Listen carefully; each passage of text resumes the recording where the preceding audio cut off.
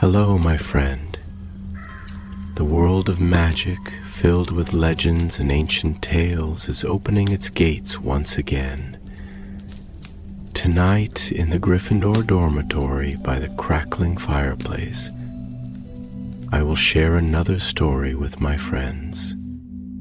Join us, for the magic is about to come alive.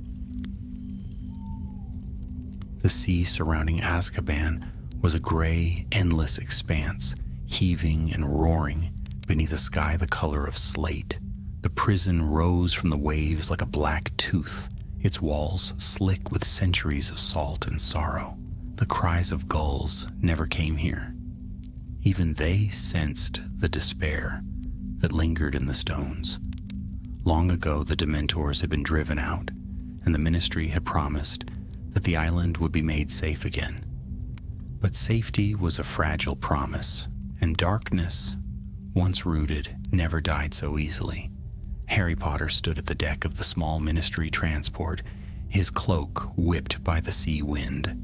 He had been to Azkaban only once before, when the last Dementors had been removed. Even then, he'd sworn never to return.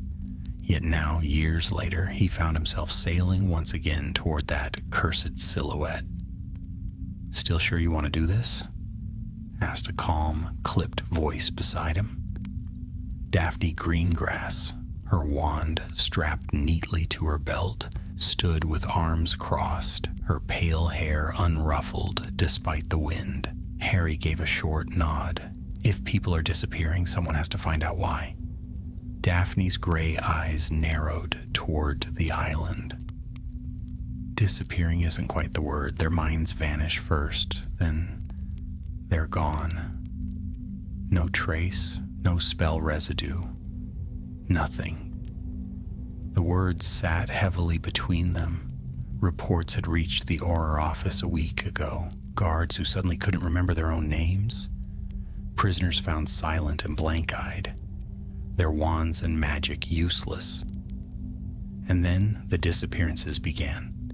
3 guards, 2 prisoners, then 5 more. No signs of escape. Only empty cells and broken memories. The Ministry feared rebellion or a curse left by the war, but some whispered a darker truth that the Dementors had returned. The boat scraped against the dock with a groan. The guards waiting there looked pale and haggard, their eyes hollow from sleepless nights. One of them, a young wizard named Harker, greeted them with a trembling salute. "Auror Potter, Auror Greengrass, thank Merlin you've come. It's worse than the reports say." They followed him through a long corridor that smelled of damp and iron. The torchlight flickered weakly as though afraid to burn too brightly here. Every few steps, Harry felt the faintest pull of cold in the air. Not the icy dread of Dementors, but something adjacent, something faintly wrong. "We've tightened security," Harker explained, his voice echoing off the stone. "No one goes alone anymore. Even the prisoners are locked together in pairs for observation. But still, somehow, they vanish." Daphne's gaze flicked to the shadows. "And no magical signatures, no traces of apparition or portkey use?" "None," said Harker. "We had one witness, though. A guard named Barris.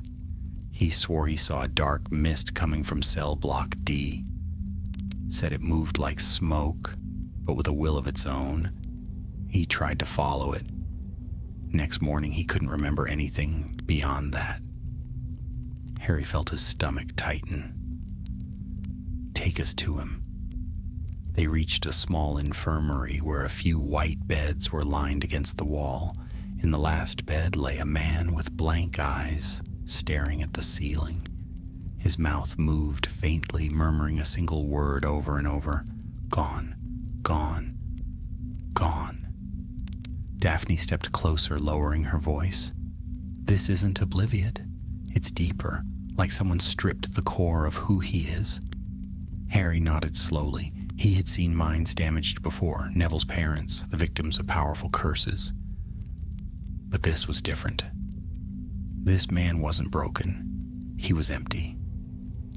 They searched the corridors for hours afterward, speaking to guards, inspecting cells, and scanning for magical interference. But every spell came up clean. It was as if Azkaban itself was swallowing its own memories. At last, they reached the southern wing, cell block D. The air grew colder here. The torches burned lower, and the light shimmered strangely on the damp stone. Harry could feel it now, unmistakable and dreadful, a whisper of something he thought long gone, a Dementor's chill. Daphne stopped. You feel it too. He nodded, raising his wand. Lumos. The narrow beam illuminated a heavy door at the end of the corridor. Strange runes were carved into it, old symbols, ministry wards for sealing dark magic. But the metal was warped, as though something had pressed against it from the inside. Harker swallowed hard. That door's been locked since before I started here. Some of the older guards say it was closed after the First War. We were told never to open it. Who has the key? Harry asked. No one. It was destroyed. The torches flickered violently, and from behind the door came a faint sound, a slow, rattling breath, like wind through hollow bones. Harry stepped closer.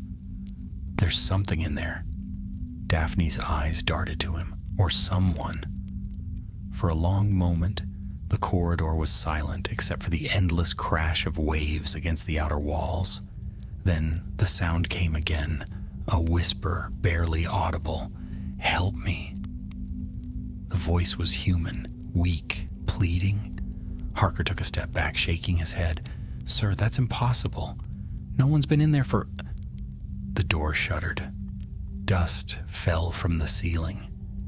The whisper grew louder, desperate. Please help. Harry raised his wand higher. On 3, he said softly, we open it. Daphne's jaw tightened. We don't even know what's inside. Exactly, said Harry. That's what worries me. He counted. 1, 2. On 3, he cast Alohomora. The lock burst apart with a crack, and the door groaned open an inch. Cold mist spilled into the corridor. For a heartbeat, all light seemed to die. Then Harry saw it. Something shifting in the darkness beyond, a figure half hidden by fog, and from the shadows came a sound he had prayed never to hear again. The ragged, soul-freezing breath of a Dementor. The moment the cold mist touched his skin, Harry knew the truth. No spell, no illusion, this was real. The presence pressing upon him was the same dreadful weight he had felt years ago on the shores of the Great Lake when he had first faced the creatures of despair. A Dementor. Expecto Patronum. His voice rang through the narrow corridor. Light erupted from the tip of his wand, a burst of silver shaped like a stag, bright and defiant. The creature's hooves struck the stone floor, scattering frost as it bounded toward the darkness. The mist recoiled, shrieking soundlessly. For an instant the air cleared, revealing a long chamber beyond the shattered door. Iron chains hung from the ceiling. In the farthest corner huddled the shape of a prisoner, thin, filthy, and trembling. Daphne followed close behind, her own wand raised. A silver fox burst forth from her spell, running alongside Harry's Patronus, driving the shadow back. But the light flickered strangely as it touched the walls, bending and warping as though the stones themselves resisted the purity of the magic. Keep your Patronus steady, Harry said. The prisoner groaned. His face, pale beneath grime, lifted weakly toward them. No more light. Harry stepped forward cautiously, lowering his wand, but keeping the stag beside him. We're ours. You're safe now. Who are you? The man's eyes fluttered open, and for a heartbeat, Harry saw something familiar in them, a spark of memory. Then just as quickly it vanished, swallowed by confusion. I don't know, the prisoner whispered. The dark came, then the cold, then nothing. Daphne knelt beside him, murmuring a diagnostic spell. He's alive, but his magical core feels fractured, like he's been drained again and again. Harry's gaze shifted to the far wall. There, behind a veil of mist, stood a massive iron frame, like the skeleton of a doorway. Runes glowed faintly upon its surface, their light pulsing like a heartbeat. It radiated the same emptiness he felt in the prisoner's eyes. "Whatever that thing is," he said quietly, "it's not supposed to be here." Harker hesitated near the entrance, his face white as parchment. "Sir, I think we should seal this chamber again. Call in specialists from the Department of Mysteries." Before he could finish, the temperature plummeted. The torches guttered and died. The silver stag reared, light trembling, as another figure glided from the far corner, tall, shrouded, its face hidden beneath a decaying hood. The Dementor. But this one was wrong. Its movements were jerky, as though half pulled by invisible strings. Wisps of black vapor bled from its robes, vanishing into the glowing runes behind it. Its mouth, a pit of endless dark, opened, and the air filled with a long, distorted wail. The prisoner screamed. Harker stumbled backward, clutching his chest.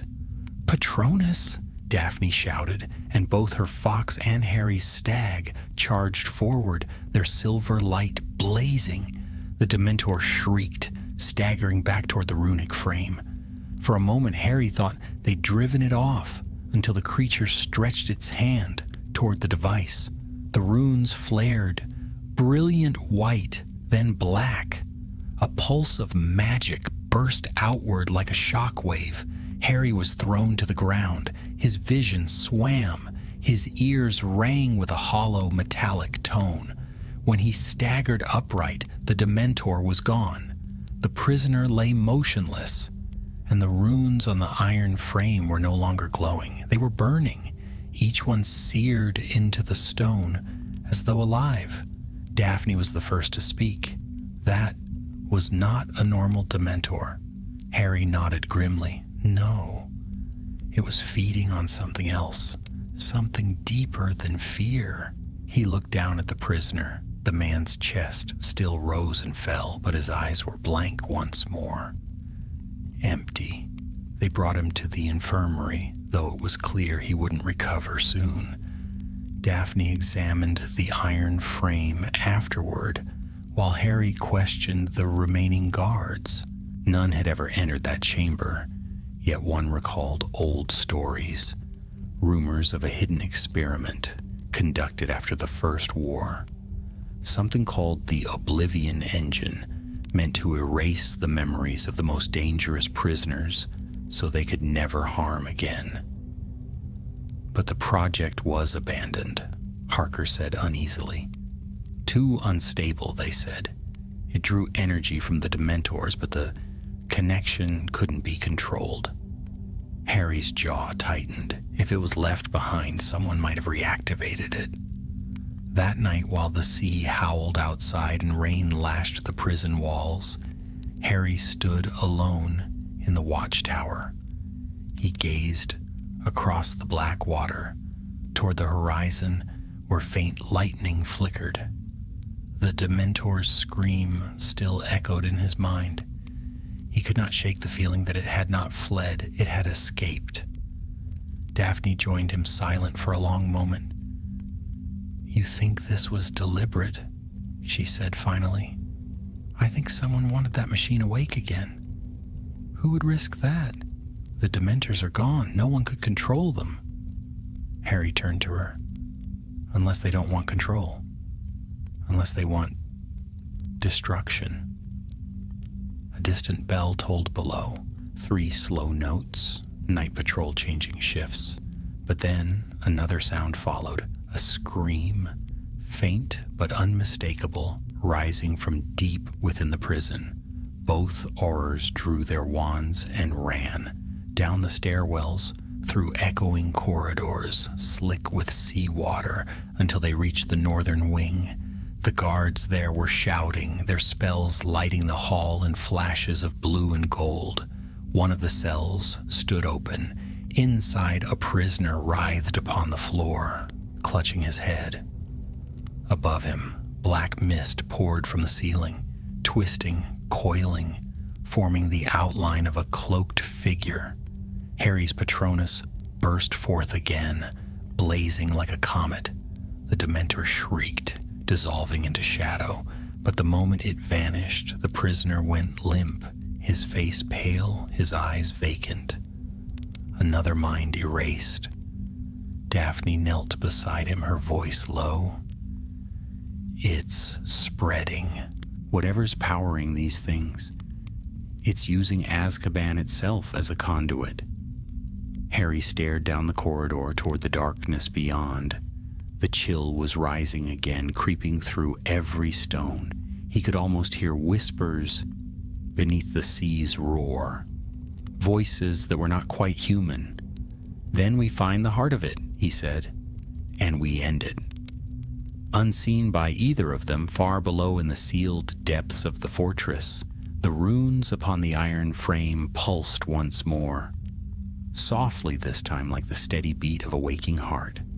And in the shadows nearby, a hooded figure smiled. The game had begun. By dawn, the storm had broken. Sheets of rain swept over Azkaban, and the sea crashed with a fury that made the very stones tremble. But inside the fortress, the true storm raged in silence. Shadows shifted in corners where no torchlight reached, and whispers moved like cold breath through the corridors. Harry Potter sat in the warden's chamber, poring over old records spread across the desk. Faded parchment, edges browned with age, carried the scent of damp and dust. Daphne stood at his shoulder, scanning another scroll, her brow furrowed in concentration. "These files go back nearly 50 years, she murmured. "It looks like the Oblivion engine wasn't a myth after all." Harry traced a finger across a faded diagram, a tall iron frame, nearly identical to what they had found in the sealed chamber.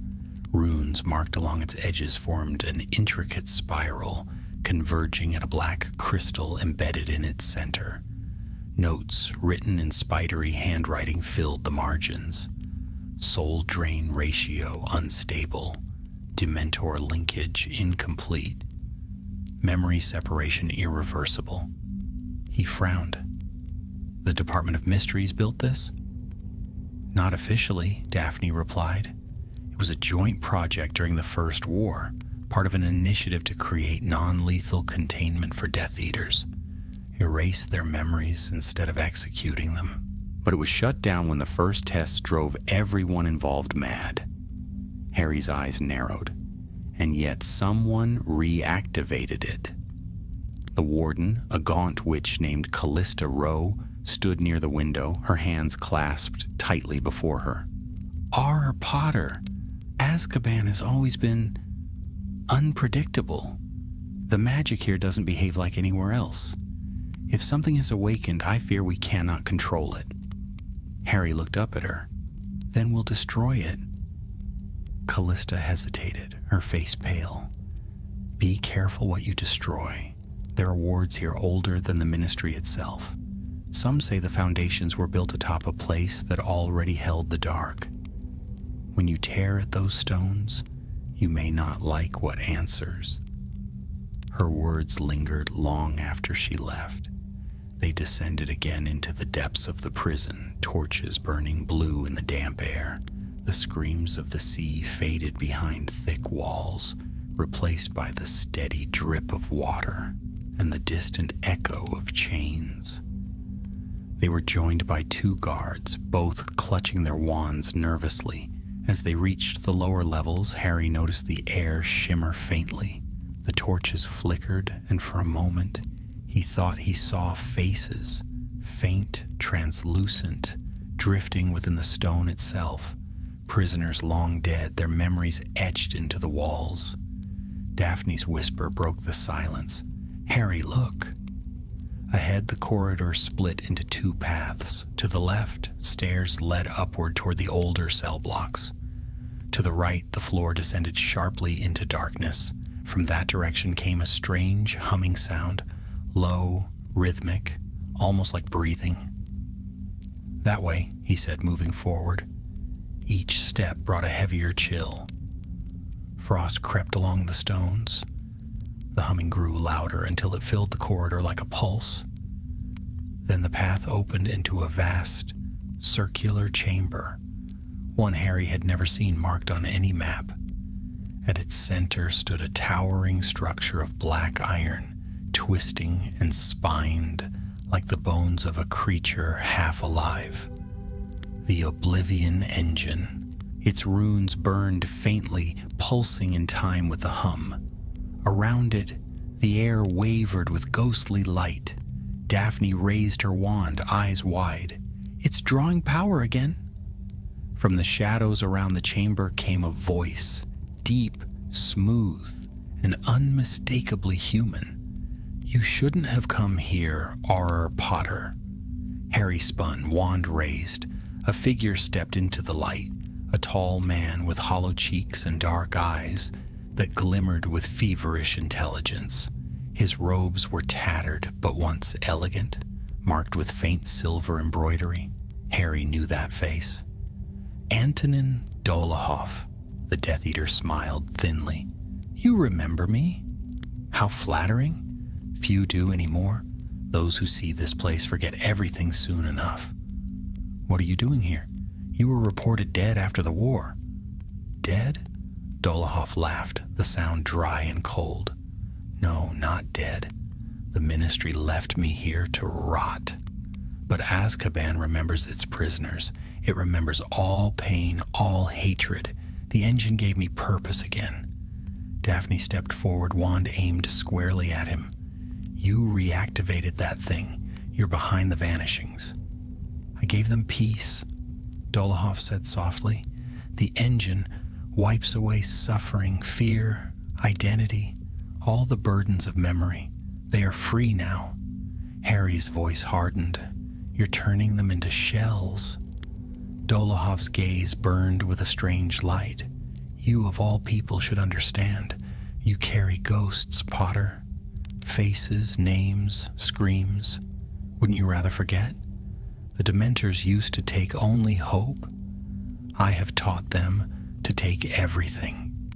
The words struck like ice. Before Harry could answer, the runes on the engine flared bright, and a wave of force rippled outward. The guards were thrown to the ground. The torches went out.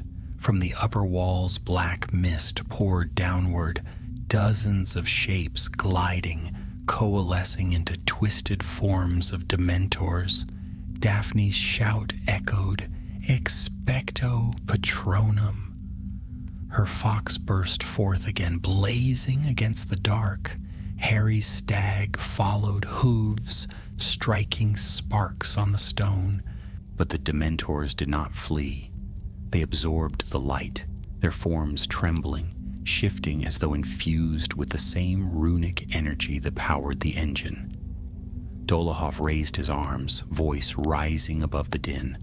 "Behold, the new guardians of Azkaban, the Oblivion-born."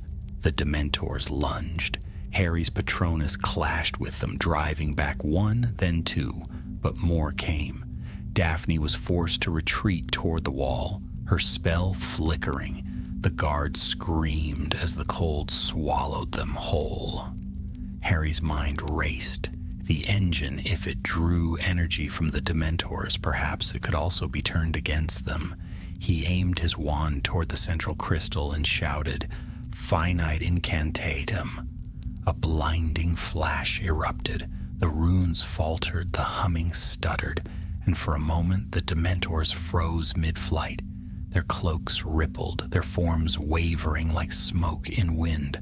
Dolohov snarled, "You fool! You'll tear the seal apart." The chamber shook violently. Cracks split the floor. Through them seeped a deeper darkness, one that felt alive, ancient, watching. Harry's heart pounded. "Daphne, now!"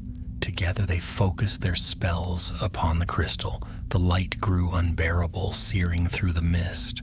Dolohov screamed, his voice lost in the roar.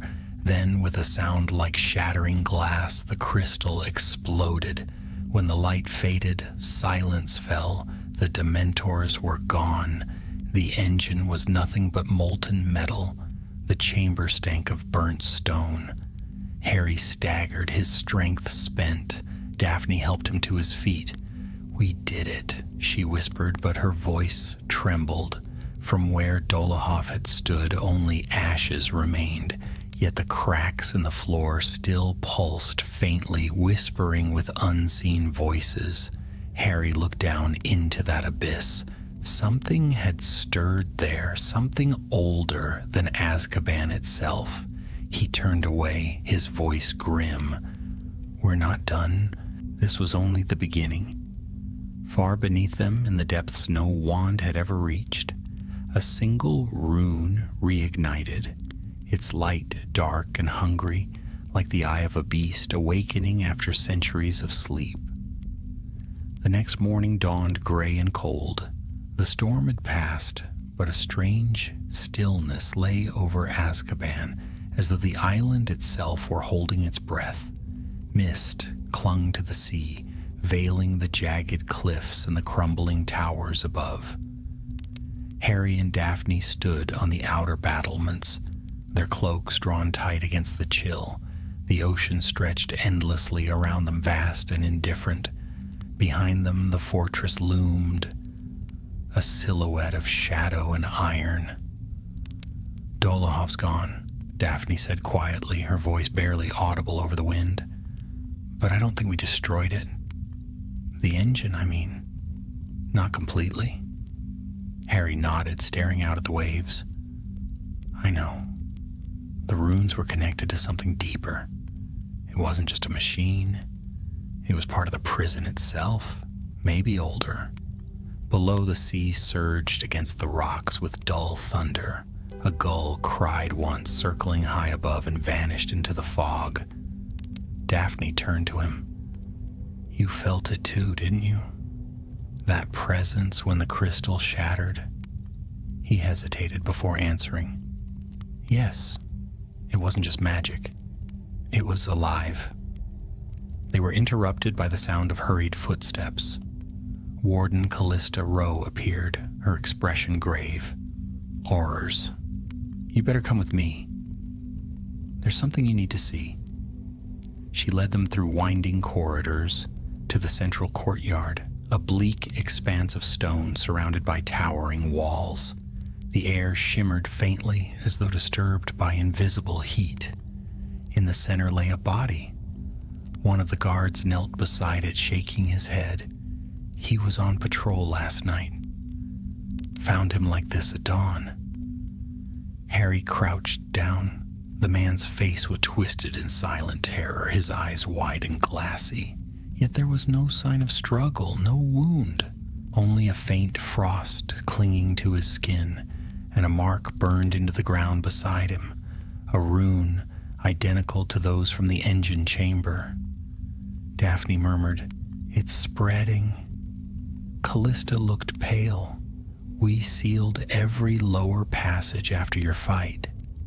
Nothing should have come up from below." "Something did," Harry said grimly, "and it's using the prison itself to move." He stood scanning the walls around them. The stones seemed darker now, the mortar between them faintly pulsing, as though veins of shadow ran beneath the surface. Daphne whispered, "What if destroying the crystal didn't stop the connection? What if it broke it open?"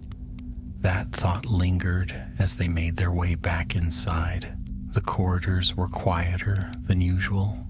Even the prisoners seemed subdued, their mutterings reduced to whispers.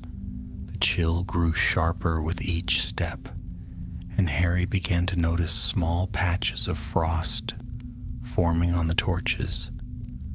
In the mess hall, where the remaining guards gathered for breakfast, the tension was thick.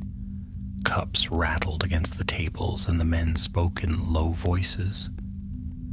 When Harry entered, all conversation stopped. One of the older guards, a scarred wizard named Baines, rose to his feet. "Sir, with respect, this place isn't right anymore.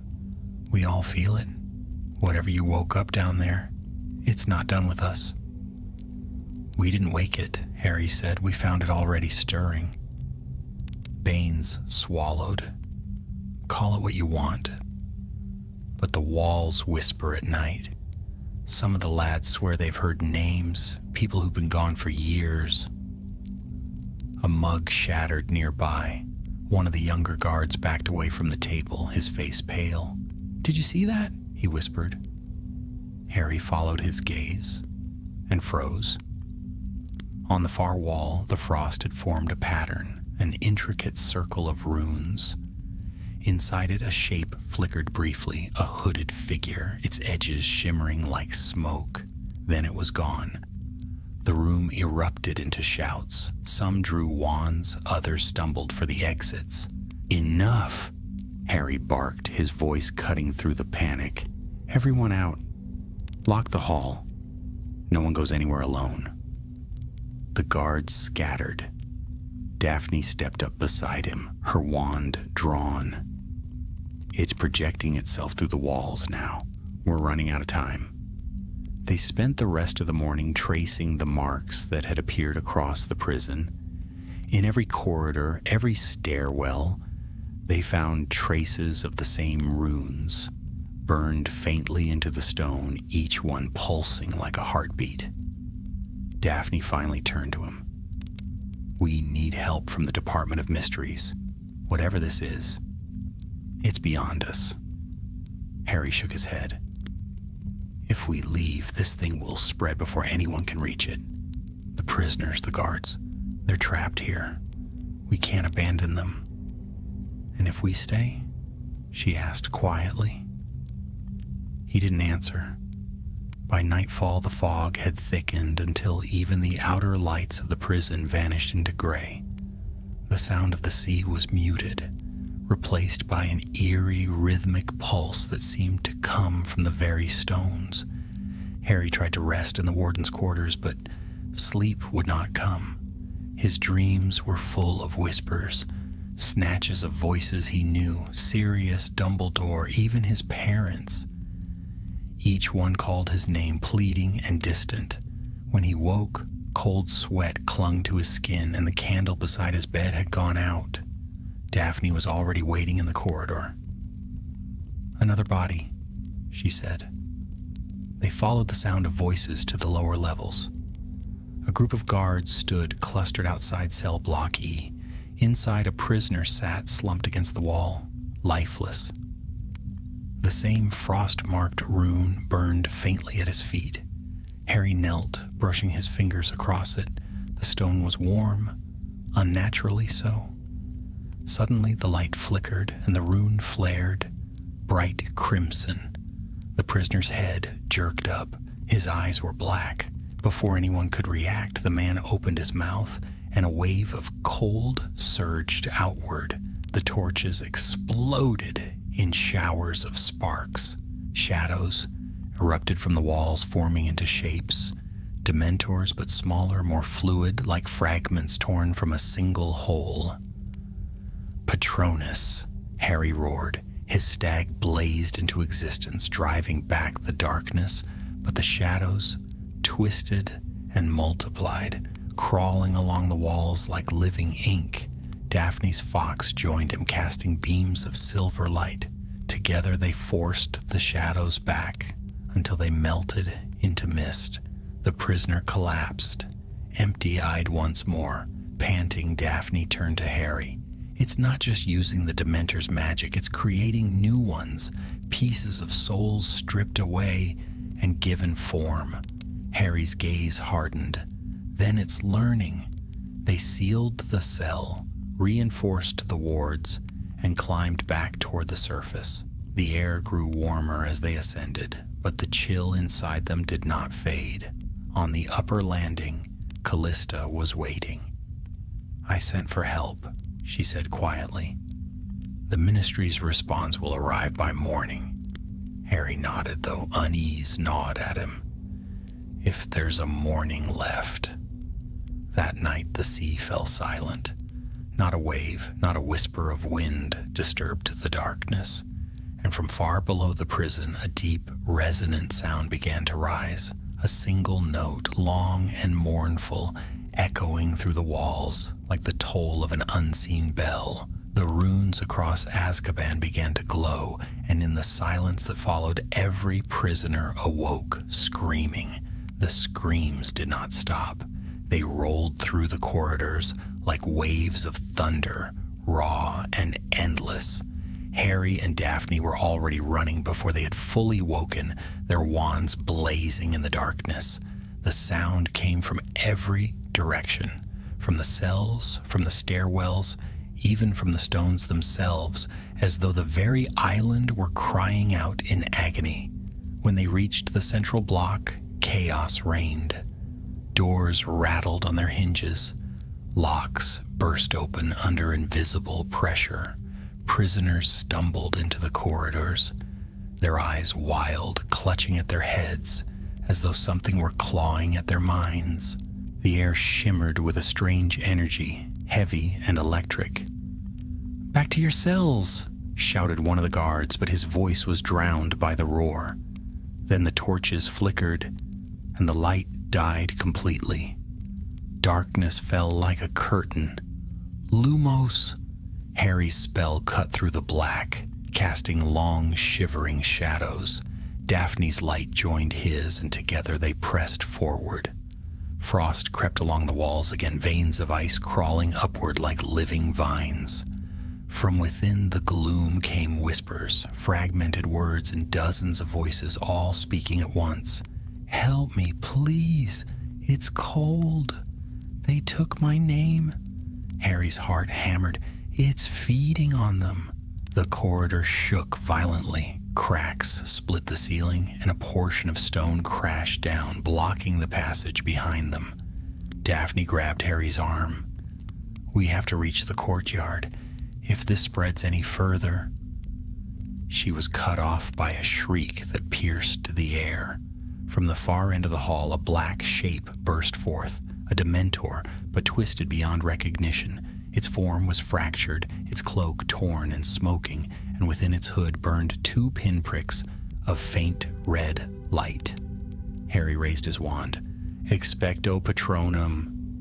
The silver stag charged forward, antlers blazing. The Dementor recoiled, but it did not flee. Instead, it split apart, its body dissolving into mist, then reforming into 2 smaller shapes. They lunged at once. Daphne cried out a spell, sending her Patronus fox to intercept. The creatures screeched, dissolving under the combined light, but even as they vanished, more shadows seeped from the walls, reforming anew. "They're multiplying," Daphne gasped. Harry's mind raced. "Then we hold them back until the others escape. Go." But she didn't move. "Not without you." They stood back to back, their Patronuses blazing brighter than ever, driving back the tide of shadows that poured from every crack and corner. The walls pulsed with red light now, the same runes glowing as they had in the lower chambers. The air tasted of ash and frost. Then, as suddenly as it had begun, the noise stopped. The whispers fell silent. The torches flickered back to life. The Dementors were gone. The corridor was empty except for the faint shimmer of ice on the stones. Daphne lowered her wand slowly. "What in Merlin's name just happened?" Harry looked around, his breath coming hard. "It's testing us. Testing its reach." Before she could answer, footsteps echoed from the stairwell above. Callista Rowe appeared, flanked by several guards. Her face was pale, her eyes wide. "The northern tower, it's alive." The runes are burning brighter by the minute. You need to see it." They hurried through the twisting corridors to the upper levels. The closer they came, the more the air vibrated. Dust drifted from the ceiling and the walls pulsed faintly as though breathing. When they reached the tower, the sight froze them in place. The entire room glowed with a sickly red light. The runes carved into the stone centuries ago were no longer dormant. They blazed, spiraling upward in intricate patterns. At the center of the chamber hovered a sphere of black mist, spinning slowly. Within it, faint figures moved, faces blurred and shifting as if trapped between worlds. Daphne whispered, "Souls?" Callista's voice trembled. "It's gathering them." Harry stepped forward, feeling the pull immediately, a pressure at the back of his mind, a whisper of forgotten memories of loss and pain.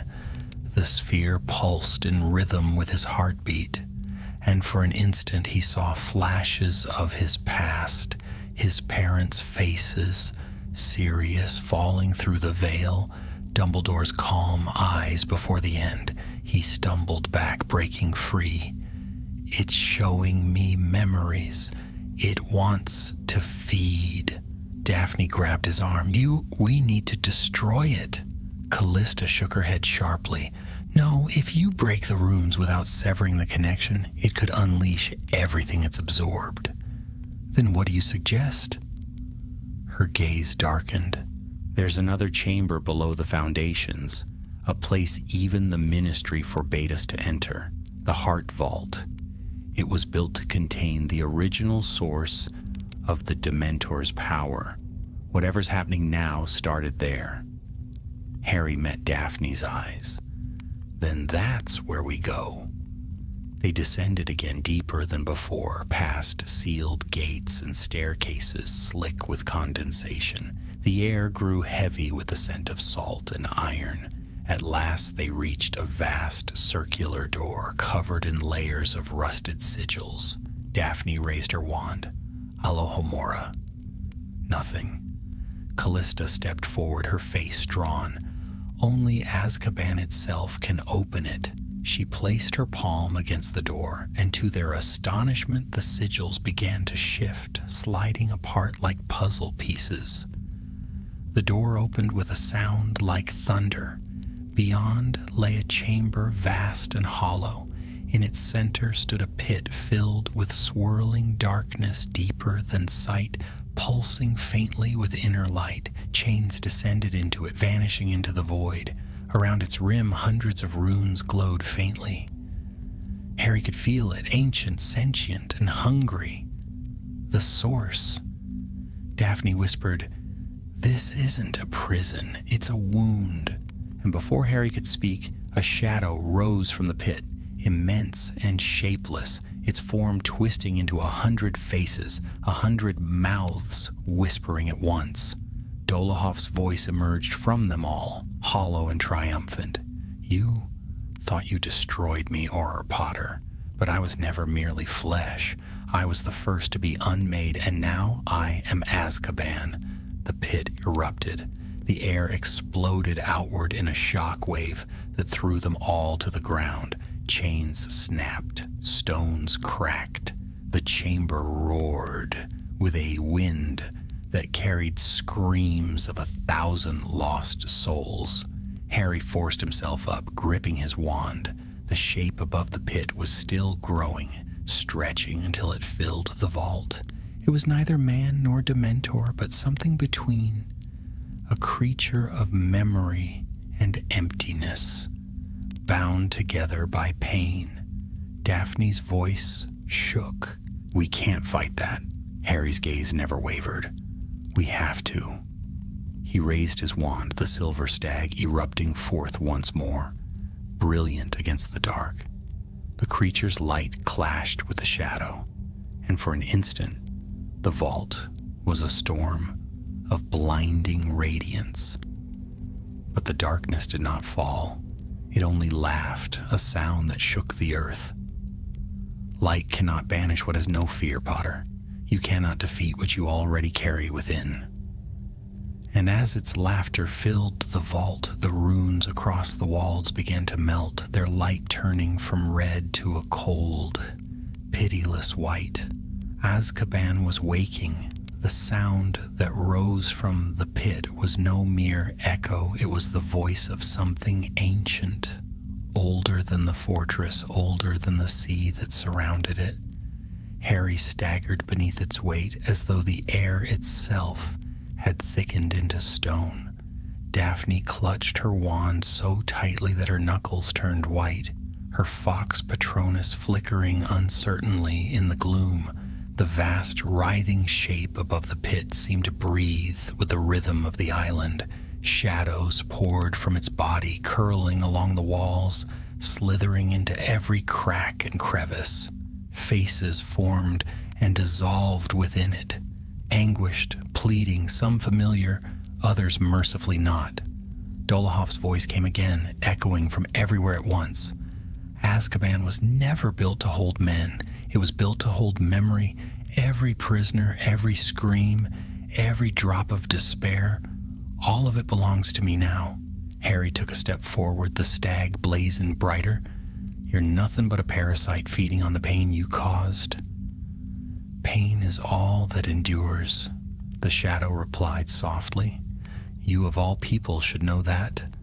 Daphne raised her wand. He's stalling, Harry. We have to strike while we can. Harry nodded. Together they aimed their wands toward the heart of the darkness, shouting as one, Expecto Patronum. Light burst forth, twin torrents of silver fire. The stag and fox leapt into the air, colliding with the shadow in a blinding explosion. The vault shook, dust cascading from the ceiling. The light seared through the mass of darkness, tearing gashes through its form, but each wound closed almost instantly, the shadows knitting together again. Then came the counterstroke. A wave of black mist surged outward, slamming into them. Harry hit the wall hard, the air knocked from his lungs. His wand clattered to the floor. Cold seeped through him, deeper than bone, deeper than thought. He heard voices again, softer now, closer, his mother's laughter, his father's voice calling his name, Sirius shouting across the veil. For an instant, he wanted only to let go and follow them. Then a hand gripped his shoulder, firm and real. Harry? Daphne's voice sharp and desperate. Don't listen! The illusion shattered. He gasped, dragging in air, his fingers finding his wand once more. Across the vault, Daphne stood her ground, her fox burning fiercely against the tide of black mist. The great shadow paused as though amused. Brave, foolish. It changes nothing. Harry forced himself upright. You're wrong. He looked around the chamber, his eyes scanning the runes that circled the pit.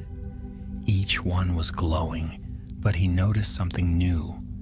The symbols were shifting, rearranging themselves like pieces of a spell, still incomplete. They weren't just containment wards, they were a conduit. The realization struck him like lightning. It's drawing power from the entire island. The Dementors, the memories, the prisoners, it's all feeding this thing. Daphne's face hardened. Then we cut it off. She pointed her wand at the nearest rune and cast Reducto. The stone exploded in a shower of sparks. The rune flickered and died. The creature above them screamed, a terrible shattering sound that sent cracks spidering through the walls. Harry joined her, targeting another. One by one, the runes shattered, their glow fading. The chains around the pit snapped, whipping through the air like serpents. The shadow roared, its form trembling, fraying at the edges. You dare! Dolokhof's voice thundered. You would unmake what binds this world. But Harry no longer hesitated. You were bound for a reason. He lifted his wand, channeling everything he had, every ounce of strength, every memory of those he'd lost and those he'd saved. The silver stag flared once more, brighter than ever before, its antlers blazing like the sun. It charged into the pit, plunging straight into the heart of the shadow. The explosion that followed was beyond sound. Light and darkness twisted together, a storm of power that shook the vault to its foundation. Harry fell to his knees, shielding his eyes. When the glare faded, the pit was gone. In its place lay a great circular scar of scorched stone, and the air shimmered with lingering traces of magic. For a long moment, there was only silence. Daphne lowered her wand slowly, her voice trembling. "Is it over?" Harry stared into the darkness. "I don't know." Callista Rowe, who had been thrown against the far wall, dragged herself to her feet. Her face was pale, but her eyes burned with awe. "You broke the connection. I can feel it. The island's magic is quiet again." But Harry wasn't convinced.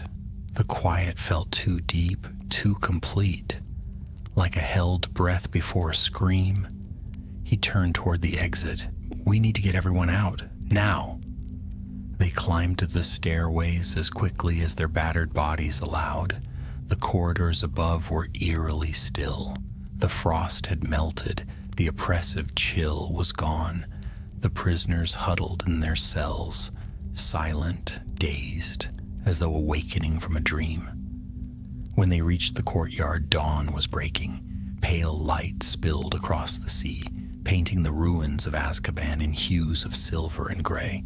For the first time in days, Harry breathed freely.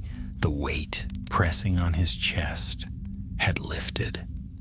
Daphne came to stand beside him. "It feels different," he nodded slowly, like something sleeping again. Callista joined them, her hands clasped tightly. "You've done what no one else ever dared. Whatever that thing was, it's gone, or buried deep enough that it won't rise again soon." Harry said nothing. His eyes lingered on the waves crashing below. The sea, once wild and furious, was calm now. Too calm. Daphne touched his arm. "You did it, Harry. You saved them." He gave a faint smile. "For now." But even as he spoke, a gust of wind swept through the courtyard, carrying with it a faint, hollow sound, a whisper so soft it might have been the sea itself. "Light cannot banish what has no fear." The words faded into the mist. Harry's hand tightened around his wand. Daphne turned toward him, frowning. "Did you hear that?" He nodded slowly. "Yes." They stood in silence as the sun rose higher, burning away the last traces of fog. Yet beneath the light in the heart of the island, something stirred once more, faint, patient, and eternal. Deep in the ruins of the heart vault, amid the cracked stone and broken runes, a single rune reignited, not red this time, but silver-white. It pulsed once, twice, then fell still, as though waiting. The island was quiet again. But Harry knew the truth. Azkaban never forgot. The days that followed were uneasy, quiet in a way that made every sound echo too loudly. The Ministry arrived 3 days after the vault's collapse.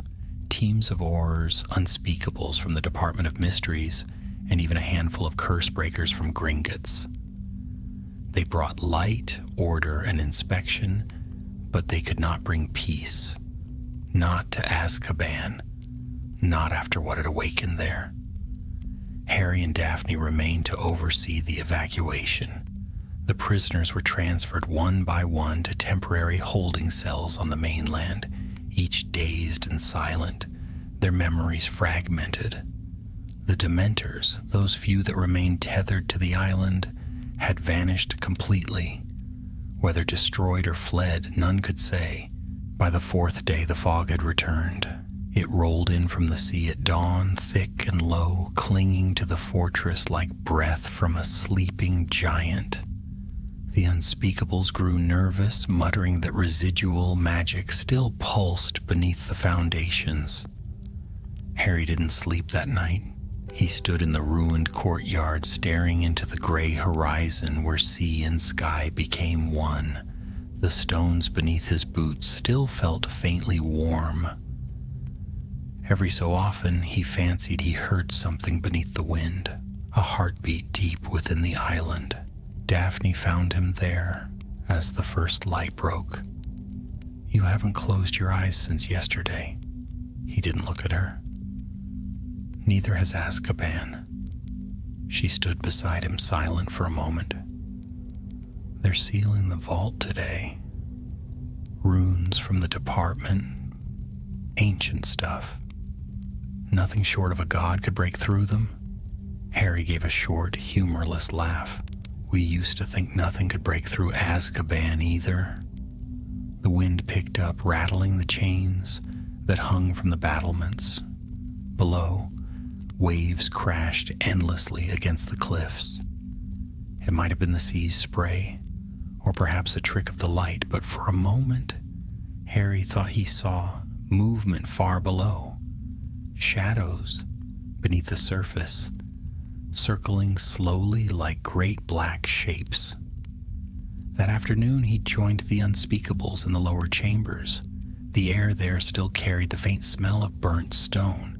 The pit where the Oblivion engine had once stood was filled with molten glass, hardened now into a smooth surface that shimmered faintly in the torchlight. The runes carved around it had been erased and replaced with new symbols, stronger, older, drawn in molten silver. The lead unspeakable, a tall woman named Selwyn, approached Harry. "We found traces of containment magic from before the Ministry's founding," she said. "Whatever that thing was, it wasn't conjured by wizards. It was found here. Azkaban may have been built to contain it." Harry frowned. "And if it wakes again?" Selwyn's expression was unreadable behind her veil. "Then the sea will take it. That's the best we can hope for." When the sealing began, Harry stood at the chamber's edge, watching the unspeakables weave their spells. Blue fire circled the room, threads of light intertwining, knotting together above the pit. For a time, the air vibrated with strange harmonies, ancient words that had no translation, words that pressed against the mind like thunder held in stone. When it was done, the light dimmed and silence returned. The vault was sealed, or so they believed. That night, as the unspeakables departed and the Ministry ship carried the last of the prisoners away, Harry lingered in the highest tower. From there, he could see the lights of the departing fleet, small and distant against the dark water. The island was nearly empty now. Only a few guards remained, and the warden, who insisted on staying until the final inspection. Daphne joined him once more, her cloak billowing in the wind. "The sea's calming. Maybe it's over." Harry said nothing. His eyes were fixed on the horizon. "Do you hear it?" "Hear what?" He tilted his head. "The silence. It's too even, too perfect." Before she could answer, the ground trembled. A deep, resonant pulse rolled through the tower, rattling the iron bars and sending a shower of dust from the ceiling. They ran to the edge of the parapet. Below, in the courtyard, the stones were shifting. Slowly, one by one, the cracks that had been sealed days ago began to glow. Not red, not white, but silver, bright and cold as moonlight. Daphne drew her wand. "It's impossible. They sealed the vault." Harry's heart pounded. No, they sealed what they understood. But this is something else. A voice carried on the wind, faint yet clear. It wasn't Dolohov's voice this time. It was hundreds of voices whispering in unison. "We are the forgotten. We are what remains. The air rippled. The mist rose higher, swirling into columns that twisted together above the fortress. Faces formed within them, faces of prisoners, guards, even Dementors, all merging into a single vast shape that loomed over Azkaban like a storm given form. Daphne whispered, "The island's memories, they fused." Harry's wand hand trembled. The Oblivion engine didn't destroy their minds. It bound them together. The great cloud of souls pulsed once, and the wind screamed. From the ocean below, the water itself began to rise, swirling upward in great spirals of foam and shadow. The fortress shook from its foundations. "Harry, I know." He seized her arm. "We can't stop it from here. We have to reach the heart vault again. The seal might hold if we strengthen it." They ran, descending through collapsing stairways and trembling halls. The glow followed them, spreading across the ceiling, crawling up the walls like veins of light. The air was thick now, heavy with power and the echo of countless voices. When they reached the lowest passage, they found Callista already there, her wand raised against the shivering door of the vault. "I felt it stirring," she cried. "It's breaking through." "Help me strengthen it," Harry shouted. The three of them worked together, their spells weaving around the silver sigils. Light flared, blinding and fierce. For a moment it seemed to hold. The trembling ceased, the glow dimmed. Then the voice came again, louder this time, shaking the very stones. "We remember." The seal shattered. The floor split open, and the vault's silver light erupted skyward, engulfing everything. Harry was thrown backward, weightless, falling through blinding brilliance. The roar of the sea filled his ears, and then nothing. Silence. When he opened his eyes, he was lying on wet stone. The world around him was gone. No walls, no torches, no sky. Only endless gray mist stretching into eternity. Daphne lay nearby, stirring weakly. He looked down. Beneath his feet, the stone was inscribed with runes, glowing faintly. He realized, with a chill that sank deep into his heart, that they were standing inside the seal itself. And far ahead, through the mist, a figure waited. It was Dolohov, or what remained of him. His body shimmered, half shadow, half light.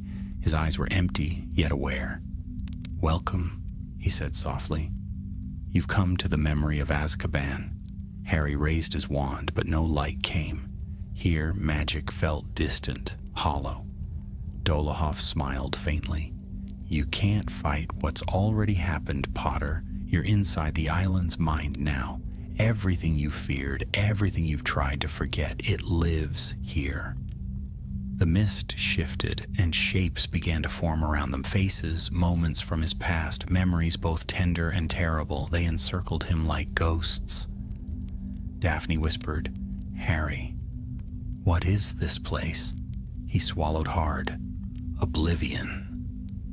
Dolohov's shadowed form spread its arms, the mist pulsing brighter. "Here, we do not die. We do not live. We remember forever." And the light swallowed them whole. When consciousness returned, it came like the ebb of a dark tide. Harry found himself standing upon what seemed to be a boundless expanse of stone, slick with mist and reflecting a dim, colorless sky. There was no horizon, no sun, no sound save the slow thrum of unseen waves below the surface. He drew a breath, and even that seemed stolen by the air, thin, cold, and lifeless. Daphne was beside him, unsteady but unhurt. Her eyes darted about, wide with disbelief. "Where are we?" Harry looked around. "Nowhere," he said softly. "Or everywhere Azkaban remembers." They were not in the physical world anymore. He could feel it in his bones. The weight of time, memory, and sorrow pressed down like invisible chains. The runes beneath their feet glowed faintly with pale silver light, forming endless spirals that stretched far into the fog. Then, from that same fog, shapes began to move. At first, they were only silhouettes, men and women in tattered robes, heads bowed. But as they drew closer, faces emerged. Prisoners of Azkaban, their eyes empty, their expressions carved from grief, they passed without a word, walking endlessly in circles. Daphne clutched Harry's arm. They're the lost souls, the ones who vanished. He nodded grimly, trapped here by the Oblivion engine.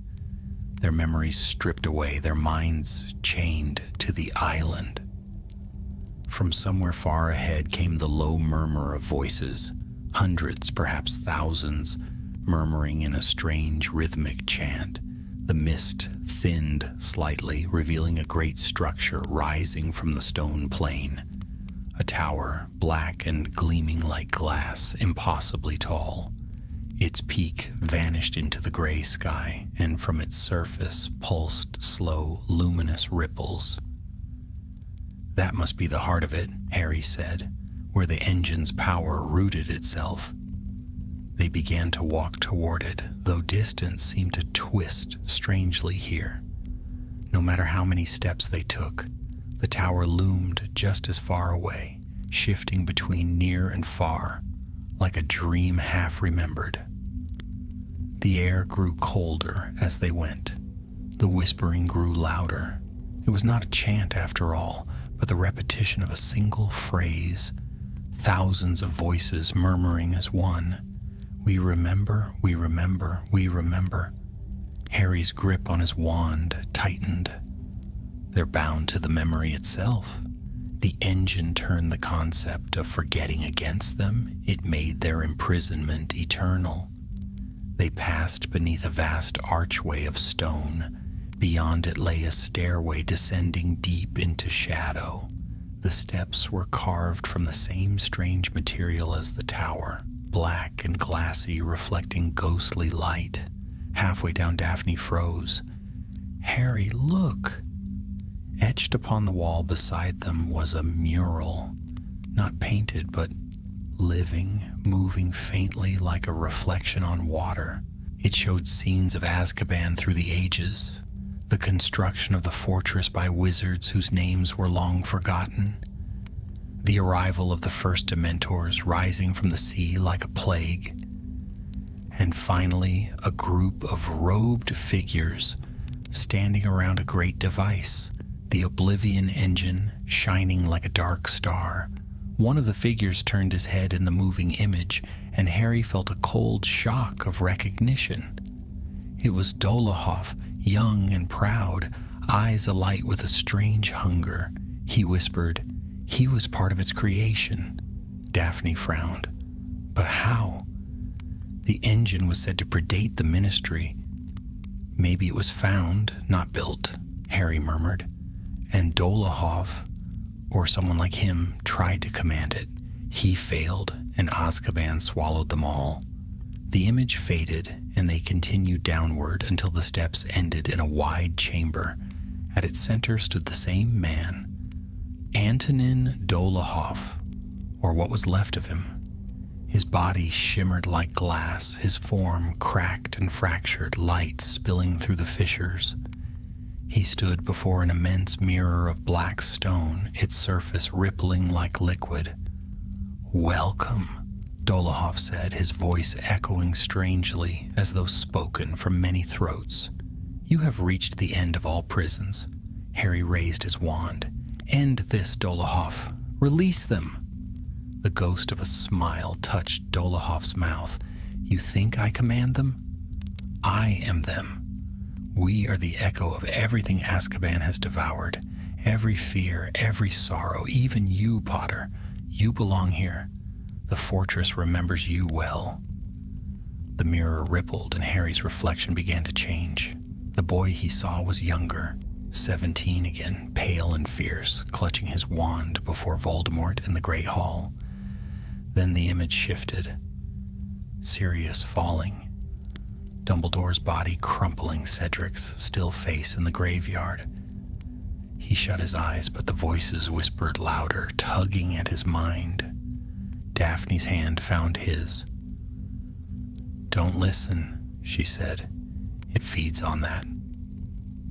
He forced the visions away and faced Dolohov again. "You made yourself part of this curse, but I won't let you bind anyone else." Dolohov spread his hands.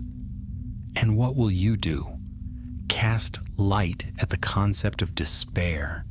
You can't destroy memory, Potter. It's what makes you human." "I'm not here to destroy it," Harry said softly. "I'm here to free it." With that, he thrust his wand forward. "Expecto Patronum." The stag burst from his wand, silver fire cutting through the gloom. It struck the mirror, and light exploded across the chamber. The glass screamed, fractures spreading through its surface like lightning. Dolohov cried out, his form splintering. Daphne joined him, her fox leaping beside the stag, their lights entwining. The sound grew deafening, the wail of countless trapped souls echoing as the mirror shattered into 1,000 shards. The explosion flung them backward. When the light cleared, the chamber was gone. Harry staggered to his feet. The plane stretched around him once more. But it was no longer gray. It shimmered with faint color, as though dawn were breaking for the first time in centuries. The spirits were still there, but now their faces were calm. One by one they began to fade into light, dissolving like mist at sunrise. Daphne watched, tears in her eyes. "You freed them." Harry shook his head. "They freed themselves. They just needed to remember who they were." He looked toward the horizon. The tower was crumbling, collapsing into the mist, its surface breaking apart into motes of light that drifted upward and vanished. The endless chanting had stopped. Only silence remained, clean and pure. Then Dolohov's voice whispered faintly behind him, weaker now, almost wistful. "Even Oblivion remembers its maker." Harry turned, but there was no one there. Only a single fragment of the black mirror lay upon the ground, faintly glowing. He knelt and touched it. The shard dissolved at his touch, scattering into dust that shimmered and disappeared. A great wind rose, pulling at his cloak, lifting the last remnants of the realm of memory into the sky. The mist brightened until it became unbearable, and the world dissolved in white. When the light faded, Harry was lying on the cold floor of Azkaban's vault once more. The air was damp, the sea roaring faintly outside. Daphne stirred beside him, groaning softly. He rose, blinking against the returning torchlight. The runes on the walls were dark now, silent. The seal had reformed, stronger than before. Daphne met his gaze, her face pale but steady. "Is it over?" He looked around the ruined chamber, then toward the ceiling where faint sunlight spilled through the cracks. "Yes," he said quietly. "This time it's truly over." But as they climbed the long stair to the surface, Harry cast one last glance back into the depths. The air there seemed still, almost peaceful. Yet far below, deep within the stone, something faintly pulsed, one final heartbeat, steady and waiting. Azkaban was never dead. It merely dreamed. Dawn lay over the North Sea like a pale veil. The waves were calm again, and the wind that had once howled around the fortress now moved with weary stillness. Azkaban stood silent, its black towers glistening with salt and rain, its battlements shrouded in morning mist. For the first time in memory, the air was free of that unnatural cold, the suffocating despair that once clung to the stones like a living thing. Harry and Daphne walked side by side through the outer courtyard, their steps echoing in the emptiness. The wards had been repaired, the walls stabilized, and the ministry's banners hung limp above the gates. Yet despite the order restored, neither of them spoke. The silence here had changed. It was not the quiet of peace, but the hollow stillness left after a scream. "The prisoners are gone," Daphne murmured at last, her voice soft against the hiss of the tide below. "Those who survived the collapse have been taken to St. Mungo's. They barely remember their names." Harry nodded, his gaze fixed on the horizon. "Perhaps it's better that way." She glanced at him. "You don't believe that?" He sighed, brushing a hand through his hair. "No, but I understand it. After what this place has done, I don't know if remembering would heal or destroy them." They reached the edge of the battlements, where the sea broke white against the rocks far below. The mist was thinning now, streaked with gold as the sun rose higher. For a fleeting moment, Azkaban looked almost beautiful, a ruin gleaming in the morning light. Daphne leaned on the parapet watching the water. "You've faced things most wizards can't even name, Harry. Dark lords, curses, death itself. But I've never seen you look this troubled." He hesitated. "Because this time I don't know what I fought." She turned to him puzzled. "In every other battle," he continued, "the enemy had a face, a plan, a will. But this, the Oblivion engine, the memories, the darkness beneath Azkaban, it wasn't just evil, it was grief. Centuries of pain given shape. You can't destroy that. You can only survive it." Daphne studied him for a long moment. "You did more than survive it. You freed them." "Did I?" He looked down at the black water. "Or did I just set them loose?" Before she could reply, a sharp cry cut through the air. One of the guards came running from the inner courtyard, pale and breathless. "R. Potter, you better see this." They followed him into the great hall, the one place of Azkaban that had never been meant for prisoners, but for those who ruled over them. The walls were high and bare, lined with the iron crests of ancient wardens. Now in the center of the stone floor, something shimmered faintly. It was a pool, small, shallow, and silver as quicksilver. The guards stood around it in uneasy silence. Daphne stepped closer, her brow furrowed. "What is it?" The guard shook his head. "It wasn't here an hour ago, just appeared." Harry knelt, studying it. The surface of the pool was perfectly still, reflecting not the ceiling above, but the night sky, stars swirling faintly within its depths. As he stared, words began to form upon the water, glowing softly in pale silver. "All prisons remember their keepers," Daphne exhaled. "It's speaking again." Harry rose, his expression grim. "No, it's remembering." Before anyone could stop him, he reached out and touched the surface. The hall vanished. He stood once more in a sea of mist, though this time it was not gray but white, endless and soft. The sound of the waves was gone. The air was still, and standing before him, calm and whole, was Antonin Dolohov. Not the monstrous shadow he'd become, but the man he once was. Robes neat, face sharp and intelligent, eyes neither cruel nor kind. "You shouldn't have touched it," Dolohov said quietly. Harry's wand was already in his hand. "You're dead." "Perhaps. But death doesn't mean what it once did, not here." Harry's voice hardened. "Then what is this?" "A memory," Dolohov said simply. "Mine, the island's, yours, woven together. The engine's echo still reaching outward. I am what remains of its thought." Harry took a cautious step forward. "Why show yourself now?" "Because Azkaban has learned something," Dolohov replied. "From you." Harry frowned. "From me?" You faced its memory, its hunger, and instead of destroying it, you gave it form. It understands now that to remember is not to suffer. It knows peace for the first time. Harry's grip tightened on his wand. Then why summon me here? Dolokhof's faint smile returned. Because the island will always remember its keeper. It has chosen one.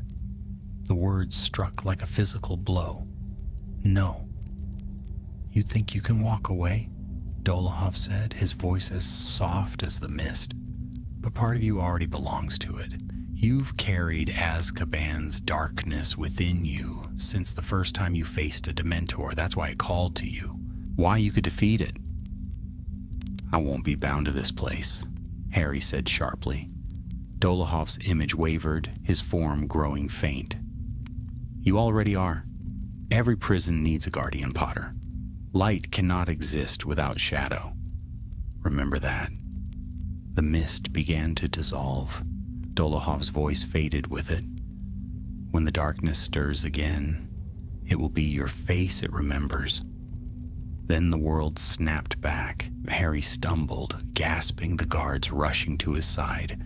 The silver pool was gone. Only a faint ring of frost marked the place where it had been. Daphne's voice cut through the haze. Harry, what happened? He looked at her, eyes haunted. It spoke. What did it say? He hesitated, then shook his head. Nothing that matters now. But the truth lingered in his heart like an unhealed wound. That night, as the Ministry ship carried them away from the island, Harry stood alone at the stern, watching Azkaban shrink into the mist. The sea was calm, the wind cold but clean. Behind him, the fortress loomed one last time before vanishing beneath the fog. Daphne joined him, her expression weary but relieved. You'll come back to London, won't you? He nodded, though his gaze never left the horizon. For a while. For a while? She echoed. He turned to her and smiled faintly. Places like that don't stay quiet forever. The ship cut through the waves, leaving a long silver wake that gleamed beneath the rising moon. The wind carried the scent of salt and something older, something that might have been the whisper of forgotten names. Far behind them, in the deepest chambers of the ruined fortress, a single torch flickered to life. Its flame was small, steady, and golden. It cast no shadow. But somewhere within the stone, faint and patient, a heartbeat answered it. Azkaban dreamed still, and in its dreams, it whispered one name: Harry Potter. The weeks that followed blurred into one another like fading ink on parchment. The Ministry declared Azkaban sealed, its magic subdued, and its halls emptied. The remaining prisoners were scattered among smaller outposts guarded by aurors, where the sea could not whisper so loudly. To the public, the report spoke only of a magical disturbance contained by the Department of Mysteries. No mention of the engine, no mention of what truly happened beneath the prison. But Harry could not forget each night he dreamed of the sea, of the black waves turning silver beneath the moon, and the echo of that endless whisper, "We remember." He told no one of what Dolokhov had said in the memory realm, but the words haunted him. Every prison remembers its keeper. He tried to lose himself in work. The Auror office was rebuilding under Kingsley's steady hand, training new recruits, hunting down the last remnants of the dark forces that had survived the war. Daphne returned to the Department of Magical Law Enforcement, efficient and precise as always, though Harry caught her glancing at him now and then, with quiet concern. Life moved forward, but not for him. On a cold December evening, he found himself walking along the Thames, where the wind carried the tang of the sea. London was bright and alive, lights reflected in the water, laughter echoing from Muggle streets nearby. Yet even here, the rhythm of the waves was too familiar. The world felt different, fragile, as though one wrong step could shatter it into mist. When he returned home, the house was dark. The fire burned low in the hearth, casting golden shadows on the walls. He sat for a long time in silence, staring into the flames. His scar, long dormant, gave no pain, and yet, deep within him, a quiet thrum persisted, steady and patient, the same pulse he had felt beneath Azkaban's stones. At last he rose, took his cloak, and apparated. The night wind struck him like a blade of ice. He stood once more on the cliffs above the North Sea, looking out at the black waters. The horizon was empty. Only a faint glimmer of light broke through the mist, far to the north. The beacon of the new wards, placed to warn ships away from the prison's ruins. He had told himself he would never return, and yet he had known, from the moment the storm ended, that he would. Azkaban lay before him like a carcass half buried in the sea. Its towers were broken, its walls drowned in fog. Yet even from this distance he could feel its gaze. He made his way down the narrow path to the shore. The tide was low, revealing slick black rocks that glistened beneath the moonlight. When he reached the edge of the water, the sea was calm, unnaturally so. No wind stirred, no wave broke. Then he heard it, the faint toll of a bell far below the surface.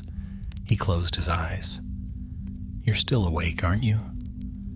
The answer came, not in words, but in sensation, a slow ripple through the air, as though the island itself had drawn breath. The mist thickened, curling around him, and within it shapes began to form, faint outlines of faces drifting and dissolving, not hostile, not mournful, merely watching.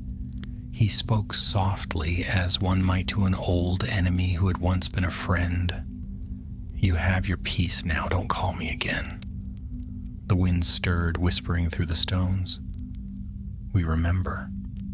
He shook his head. "You shouldn't." The mist shimmered.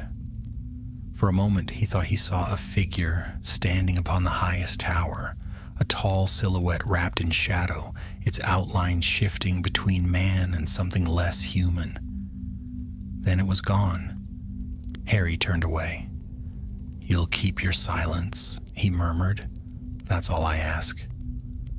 He walked back along the cliffs, the fog closing behind him, but as he reached the ridge, a faint glint caught his eye, something half buried in the rocks.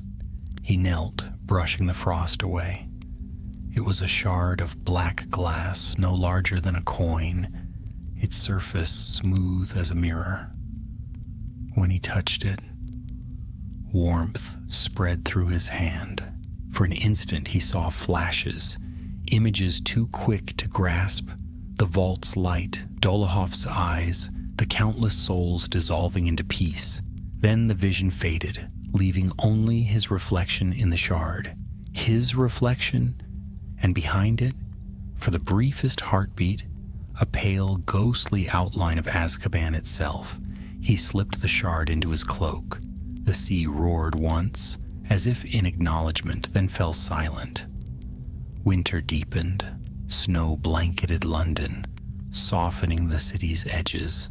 The ministry prepared for the year's end, but Harry found little comfort in the bustle.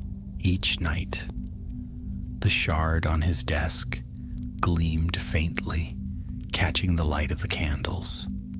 He had tried to lock it away once, but it always seemed to return to the same place, as though it were part of the air around him. Daphne came by one evening unannounced. She stood by the window, arms folded. "You've been quiet?" "Busy," he said. She looked at the shard. "That came from the island." He didn't answer. "I've seen things like it," she continued.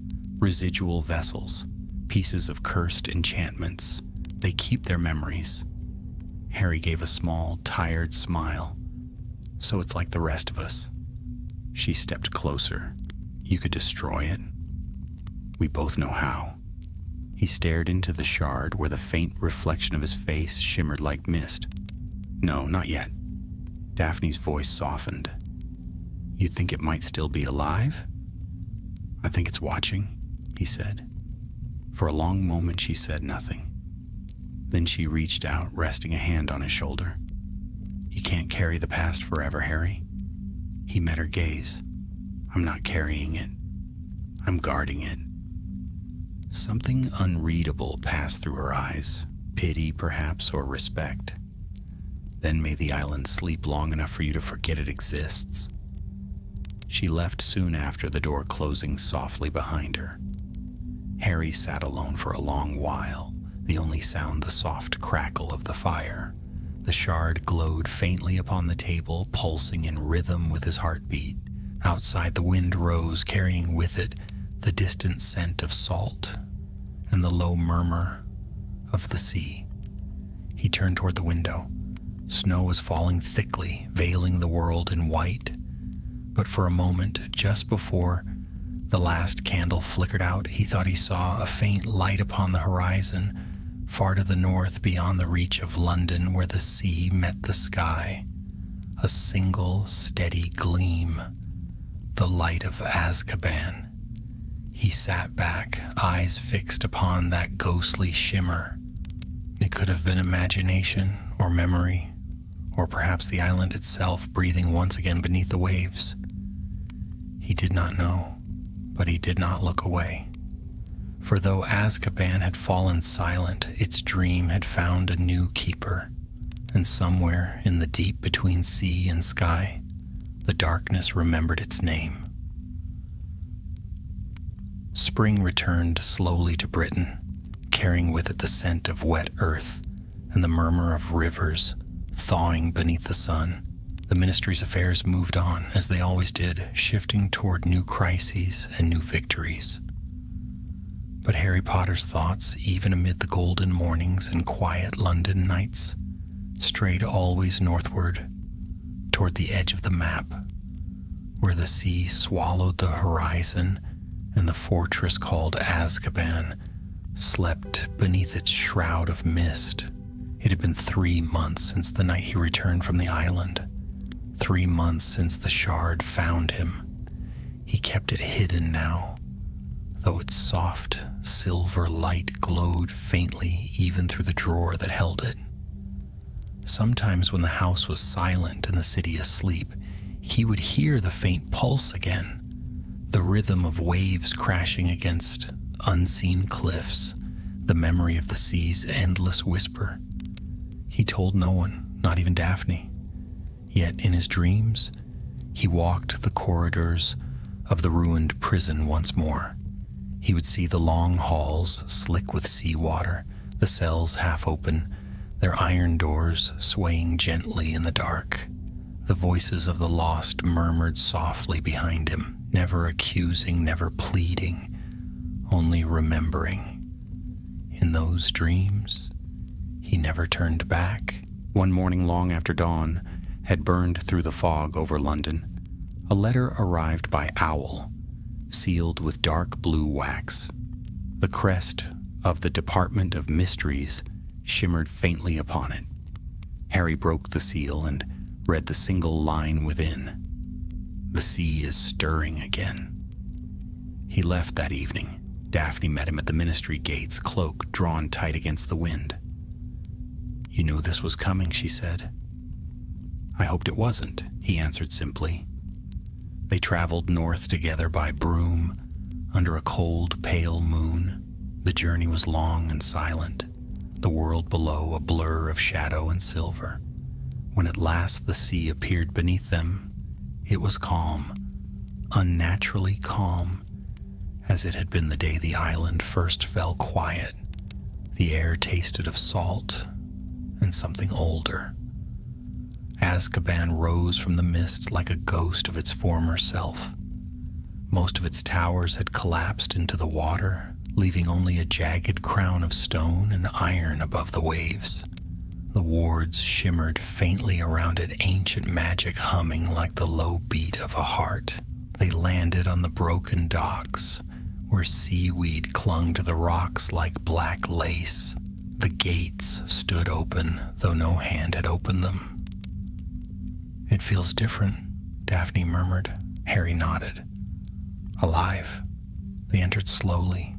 The corridors were much as he remembered them, dark, wet, echoing, but the air was warmer now, and the faint light that seeped from the stones was silver rather than red. It was not the light of malice, but of memory. They found the courtyard still and empty, the sea visible through the gaps in the fallen walls.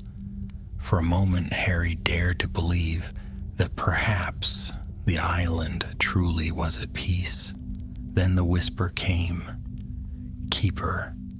It was not a voice that came from around him, but from within him, from the very place in his mind where the shard had first lodged its echo. Daphne turned sharply. "Harry?" He swayed slightly, pressing a hand to his temple. "It's speaking." She reached for his arm. "Then don't answer." But the whisper grew stronger. The air thickened. The sea below the cliffs began to churn. The waves rose higher, striking the walls with deep, booming force.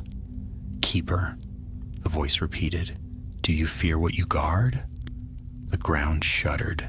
Cracks spread through the courtyard, light spilling upward from beneath the stones, silver, blinding, pure. Harry drew his wand. "It's waking again." Daphne moved beside him, her wand raised. "You sealed it." "No," he said quietly, the truth dawning in his voice. "I became the seal." The light surged upward, wrapping around him like fire. For a heartbeat, he saw everything. The black depths beneath Azkaban, the broken heart of the island, and within it, a vast web of souls, now bound together in calm harmony. But at the very center pulsed a single presence, vast and ancient, not evil, merely endless. It was the memory of all things forgotten. "Harry!" Daphne's voice echoed distantly. "Fight it!" He tried, but the light drew him downward through stone and sea and shadow until he stood once more in the place beyond the world, the white expanse of the Oblivion realm.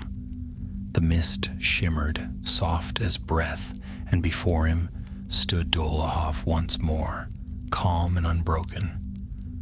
"This is where it ends," Harry said. Dolohov's smile was faint. "No, Potter, this is where it begins again." The mist shifted, revealing the forms of countless others, the freed souls of the prisoners, their faces serene, their eyes bright with quiet knowing. They surrounded him, not as ghosts, but as light, weaving around him like threads of silver. "You took our memory," Dolohov said. "Now we give it back. You must remember us, for we cannot remember ourselves. Every guardian needs his watch." The light poured into him, not pain, not power, but the pure weight of memory, names, faces, centuries of despair and redemption. It filled him until he could no longer breathe, until his heart thundered with the rhythm of 1,000 others. When he opened his eyes again, the world was whole. He stood in the courtyard, the sea calm once more, the cracks sealed. Daphne knelt beside him, fear in her eyes. "Harry?" He looked at her, his voice quiet but steady. "It's done." She studied him. "What happened?" He gazed toward the horizon. It remembered what it was. The wind stirred, carrying the faint scent of salt and rain. The light of dawn broke over the sea, spilling gold upon the dark waters. For the first time since the war, he felt no shadow in his chest, only an echo deep and distant, like the slow beating of a second heart. Daphne rose, brushing the dust from her cloak. "Will it sleep now?" "Yes," he said, "as long as someone keeps watch." She turned to him. "And that someone is you, isn't it?" He smiled faintly. "For a while." They left the island as the tide began to rise, waves covering the lowest stones, washing away the marks of their passage. From the deck of the ship, Harry watched Azkaban shrink into mist once more, its towers dissolving into silver light. As the island vanished behind them, a faint glimmer appeared upon the waves, a reflection, perhaps, or the shimmer of something vast breathing beneath the sea. He could not tell. But when the wind shifted, he thought he heard a whisper carried across the water. "Rest, keeper." That night, back in London, he placed the shard upon the windowsill. It no longer pulsed or glowed. It was merely a piece of stone now, smooth and harmless. He watched the city lights reflected within it, warm and living, far from the darkness of the sea. He smiled. Outside, the wind moved through the streets, soft as a sigh. Far to the north, beneath the waves and the whisper of tide, Azkaban slept in its endless dream, its memory whole, its heart still, its keeper free. And for the first time in a long while, Harry Potter slept too, without fear of waking to the sound of the sea.